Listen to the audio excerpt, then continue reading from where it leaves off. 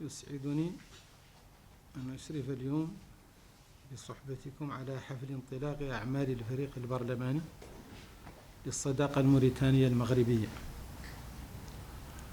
وأنتم تعلمون أن بلادنا والمملكة المغربية الشقيقة مرتبطان بعلاقات وثيقة. أتشرف بأن أفتتح معكم اليوم هذا الحفل الذي يمثل إذانا ببدء نشاطات الفريق البرلماني للصداقة الموريتانية المغربية.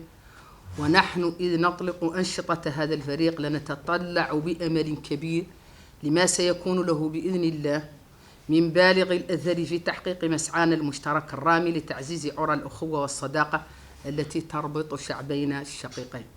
يطيب لي في البداية أن أعبر لكم عن سعادتي الكبيرة بتشريفي بالحضور معكم في هذه المناسبة الكريمة، مناسبة الإعلان عن تشكيل مجموعة الصداقة البرلمانية الموريتانية المغربية، وذلك لما تجسده من رمزية كمحطات من محطات توطيد صرح العلاقات المغربية الموريتانية.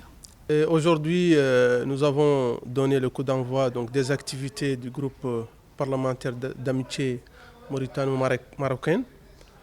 Et c'est l'expression d'une volonté forte et réelle de renforcer les relations entre les deux peuples frères et d'ouvrir les relations entre les deux pays pour conquérir de nouveaux horizons.